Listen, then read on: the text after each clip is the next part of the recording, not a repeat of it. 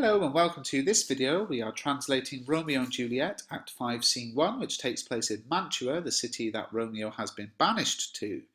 And Romeo starts us off with, if I may trust to the flattering truth of my sleep, my dreams presage some joyful news at hand. My bosom's lord sits lightly in his throne, and all this day an unaccustomed spirit lifts me above the ground with cheerful thoughts. I dreamt my lady came and found me dead. Strange dream that gives a dead man leave to think, and breathed such life with kisses in my lips that I revived and was an emperor. And me, how sweet is love itself possessed.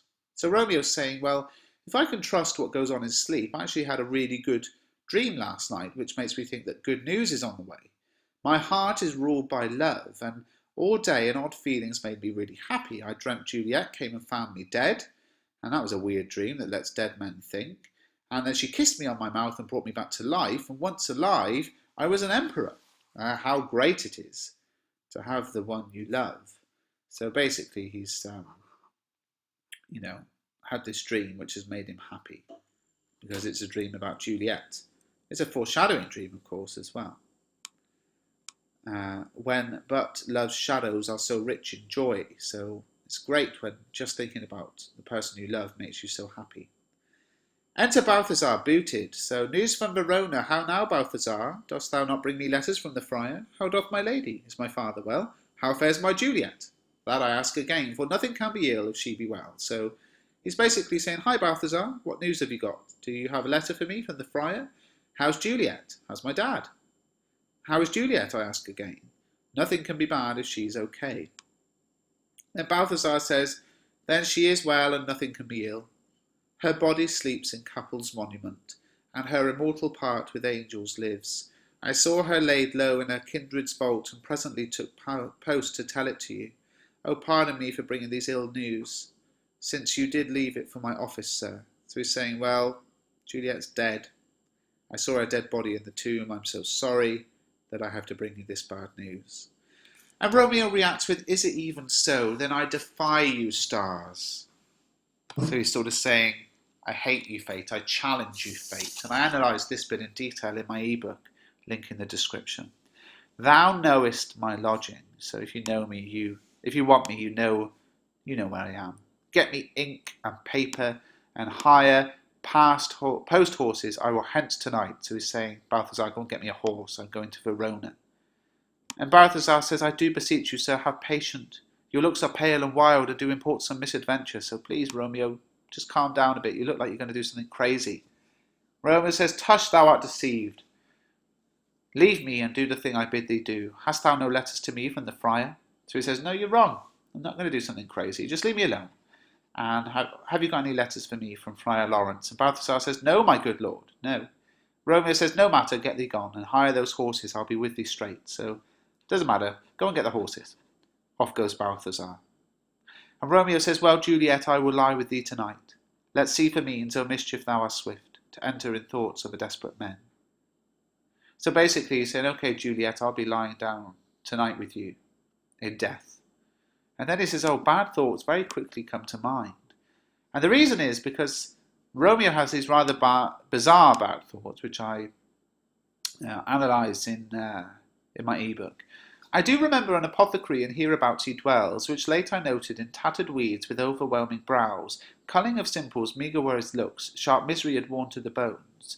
And in his needy shop a tortoise hung, an alligator stuffed, and other skins of ill-shaped fishes, and about his shelves a beggarly account of empty boxes, green earthen pots, bladders of musty seeds, remnants of packthread, and old cakes of roses were thinly scattered to make up a show. Noting this penury, to myself I said, and if a man need a poison now, whose sale is present death in Mantua, here lives a caitiff wretch would sell it to him. Oh, this same thought did but forerun my need. Now this is bizarre. I analyse it in detail in my ebook. But he's basically saying, I remember, a medicine man or a pharmacist who lives around here, who's got dirty clothes. He looked very poor and worn out from a tough life, and in his shop was only a few empty boxes and a few bits and bobs spread around to make it look like he had a lot of things in there, but there weren't. And when I noticed this, I thought to myself, if a man needs some poison which is illegal to sell in Mantua, here's the guy to come to.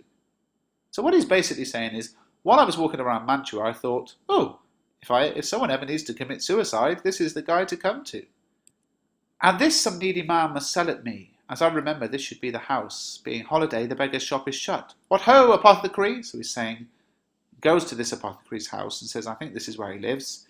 It's a holiday day, so the shop is shut. Hey, medicine man! Out comes the pharmacist. Who calls so loud? Who's shouting? Romeo says, come hither, man, I see thou art poor.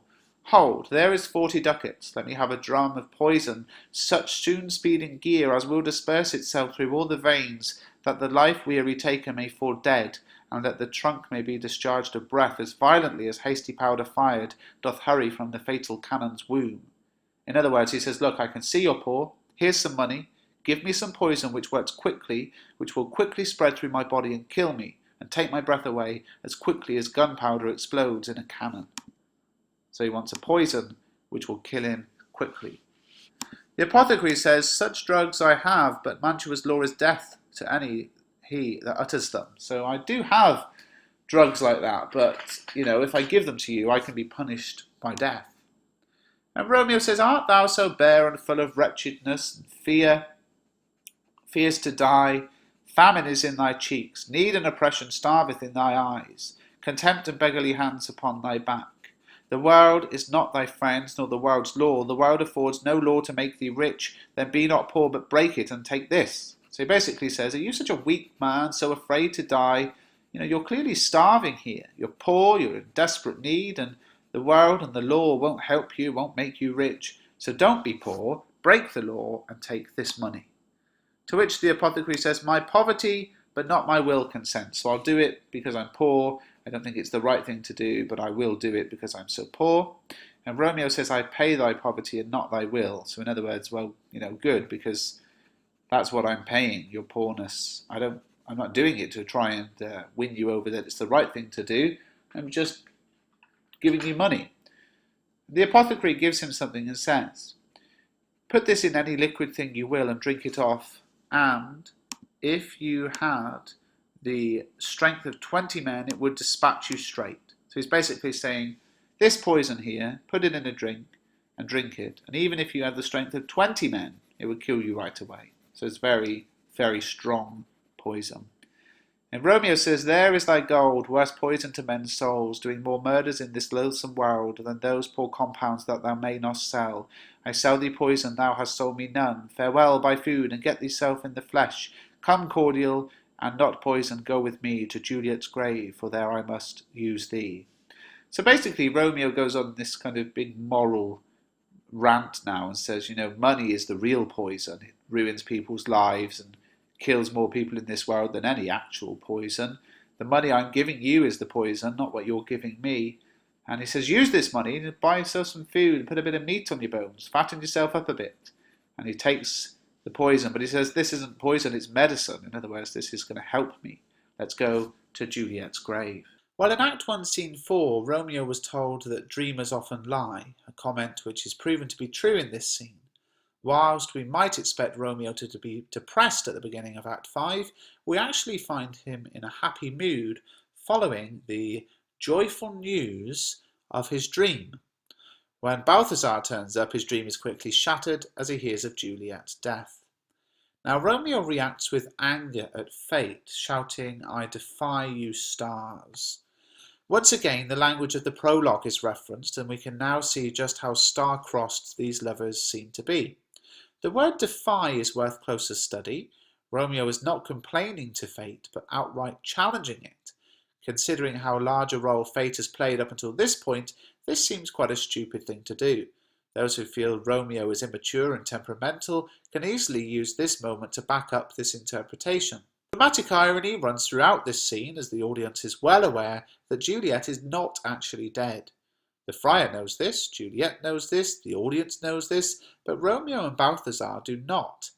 Having watched the play quite a few times, I could testify to the fact that audiences at this point seem to temporarily forget the prologue's news that both would end up dead.